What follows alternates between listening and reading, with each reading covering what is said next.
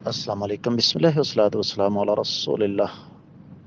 سوال آ گیا جی، سالگرہ منانے کی شریعت کے اندر کہیں ممانعت تو ہے نہیں، لہٰذا یہ جائز ہے۔ میرے عزیز، کسی بھی کام کو منع کرنے کے لیے شریعت میں ضروری نہیں ہے کہ نہیں کے الفاظ ہی آئیں۔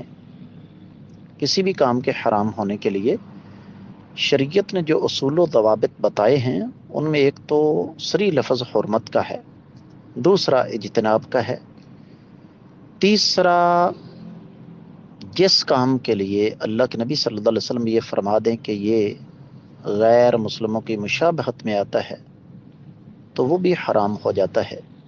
تو یہ سالگرہ، برتھ ڈے غیر مسلموں کی مشابہت ہے، اور اس سلسلے میں اس کی شرعی حیثیت کیا ہے، پوری تفصیلی ویڈیو ہمارے چینل پر موجود ہے۔ ایڈمن سے کہیے وہ یہاں پر شیئر فرما دیتے ہیں، انشاءاللہ آپ کی تسلی ہو جائے گی۔